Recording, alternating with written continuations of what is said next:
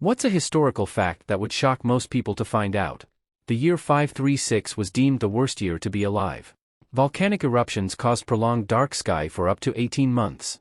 This then caused a mini ice age, crop failures, and plague over the next 10 years, killing millions. Also, the name Tiffany has been in use since the 1600s. Woodrow Wilson was mentally and emotionally incapacitated by a massive stroke in October 1919, and his wife and doctors essentially ran the country until Harding took office in 1921. Some historians refer to Edith Wilson as the first female president. It took about 4 times longer to get from copper swords to steel swords than it took from steel swords to atomic bombs. The Second Congo War, also known as Africa's World War, was the deadliest conflict since World War II, with over 5 million people killed. Most people have never heard of it despite it ending in 2003. Sharks are older than the rings on Saturn. Sharpshooter Annie Oakley had a stage act where she would shoot a cigarette out of someone's mouth. While she was touring Europe, Kaiser Wilhelm IL of Germany surprised everyone on a whim and insisted on holding the cigarette. Ever the professional, Oakley shot the cigarette without harming the Kaiser. Several years later, World War I is underway and the US goes to war against Germany. Oakley wrote a letter to Kaiser Wilhelm asking if she could have another try at that shot. He didn't reply. We are closer to the time of the T-Rex than the T-Rex is to the time of the Stegosaurus. After World War II, the British government argued for summary executions for Nazi leadership while the Soviet Union wanted a show trial with a predetermined verdict. We only got the Nuremberg trials as they were after a shitload of debate between the US, UK, France, and USSR. The Great Papago Escape. The Allies had POW camps for German soldiers. One of those camps was in Arizona. On the night of December 23, 1944, 25 Germans tunneled out of Camp Papago Park, near Phoenix, Arizona, and fled into the surrounding desert. The German plan was to escape by rafts on a nearby river. They dragged their rafts with them and escaped into the desert only to find the map was showing waterways that only existed during the monsoons. They had to walk back to the camp to avoid dying in the desert. Today Papago Park is a popular tourist attraction, but there is no sign of the camp or tunnels. As far as we know, John Adams is the only founding father of the United States that never enslaved anyone. Hitler, Stalin, Tito, Freud and Trotsky were all in Vienna in 1913. That on February 20, 1939, 20,000 Americans attended a Nazi rally in Madison Square Garden. Siaka Stevens was technically both the shortest and longest-serving leader of Sierra Leone. He was an opposition leader that won an extremely close election, and the ruling party that had been ruling the country since independence didn't want to lose their power, so they planned to arrest him just before he could take the oath of office, but things didn't go exactly to plan and he ended up being removed from office a little while after taking the oath of office, meaning he was technically president for a little less than an hour before being removed from office. However, there was a counter-coup a few months later and Siaka Stevens was brought back into power. During his time in office, Stevens became increasingly authoritarian and eventually established a one-party state, ruling the country for 17 years. Britain executed men as cowards during World War I if they had shell shock, which is what we call PTSD today, if they could not or would not fight as a result. Approximately 8% of Canadians were enlisted in the Canadian Expeditionary Force during World War I. That isn't 8% of eligible Canadians, or 8% of Canadian men. That's 8% of the entire population of Canada. If a similar proportion enlisted in the United States today, there would be 26 million people serving in the U.S. Armed Forces. Generals Grant and Lee did not meet at a courthouse in Appomattox to sign a treaty to end the American Civil War in 1865. They met in a private farmer's house at a place called Appomattox Courthouse. During World War II, the United States military developed a plan to use bats as bombs. The idea was to attach small incendiary devices to bats and release them over Japanese cities at night. The bats would then roost in buildings, and when the devices detonated, they would start fires, causing chaos and destruction.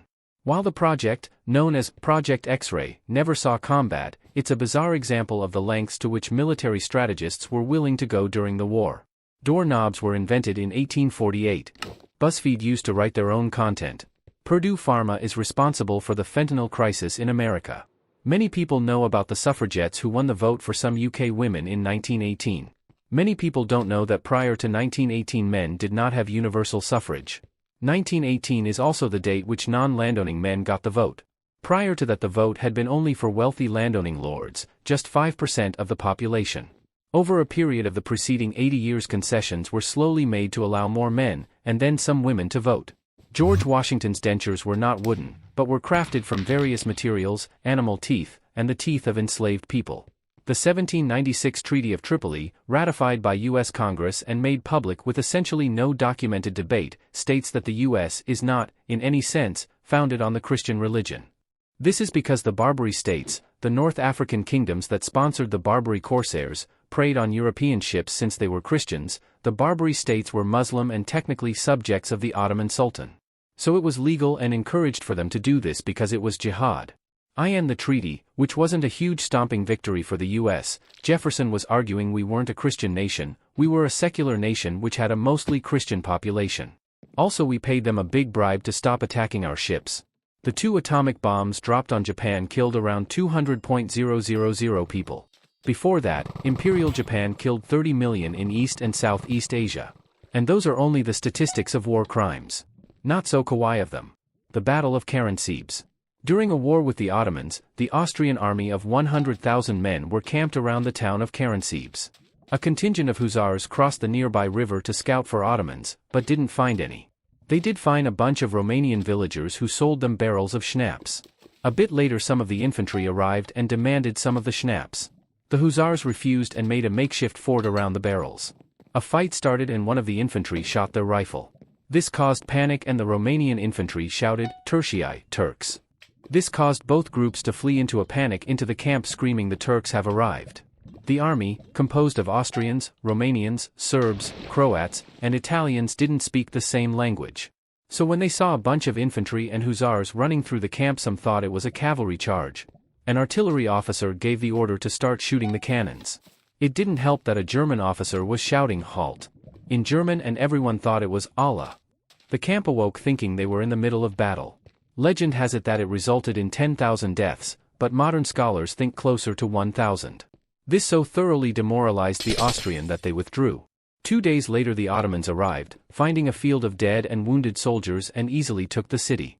Gruinard Island, Scotland, had been the site of a clandestine attempt by the UK during World War II to weaponize anthrax, a deadly bacterial infection.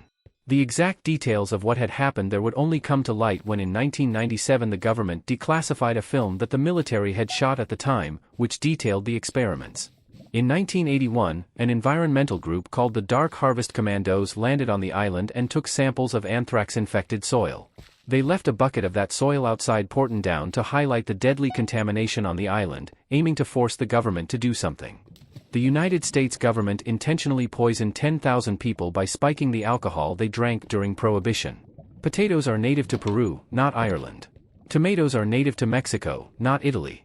Macadamia nuts are native to Australia, not Hawaii. Pineapples are native to Brazil, not Hawaii. Beef cattle are native to India, not Texas or Argentina. Coffee beans are native to Yemen, not South America.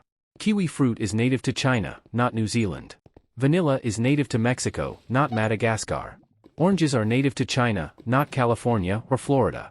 Many people seem to think the Cuban Missile Crisis ended when the Russians backed down in the face of Kennedy/US steely resolve. In fact, a settlement was negotiated where, in return for the withdrawal of Russian missiles from Cuba, the US agreed to withdraw its missiles from Turkey and to never attack Cuba. A military plane carrying 2 nuclear warheads broke apart and crashed in North Carolina. The state would have gotten nuked if it weren't for a single safety switch preventing detonation. These nukes were bigger than the ones we used in Japan. Read up on the 1961 Goldsboro B-52 crash. I'd like to point out that the single safety switch wasn't as precarious as it sounds. It was a low-voltage switch that was defaulted in the safe position until the pilot flipped a different switch in the cockpit only after they got the confirmation that the use of a nuclear bomb was authorized. It gets mentioned because safety precaution 1, the safing pins in the arming rods, were ripped out in the crash similar to how they would have been removed by the crew prior to a real drop. This pin removal started the first step of the firing sequence, which is to activate the internal generator of the bomb. The flow of power from this generator was ultimately blocked by the aforementioned safety switch.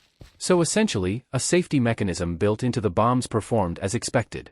Before the Civil War and the 14th Amendment, the Bill of Rights had no power over the states. Some states had the equivalent rights in their own constitutions, some states had laws requiring office holders to be merely religious, at least one only allowed Protestants. This happened 20 years ago, so I guess it counts as historical. They did, in fact, put chemicals in the water that turned the friggin' frogs gay. Well, it's not that simple. A company, Syngenta, created a herbicide called atrazine. Research indicated, however, that particular chemical increased the likelihood of frogs being hermaphroditic, or showing feminine attributes. Said research was then immediately denied, slandered, and smeared by Syngenta's PR department, and the researcher's name, Tyrone B. Hayes, was dragged through the mud. Subsequent studies to confirm the findings all failed, and indicated that the chemical was safe.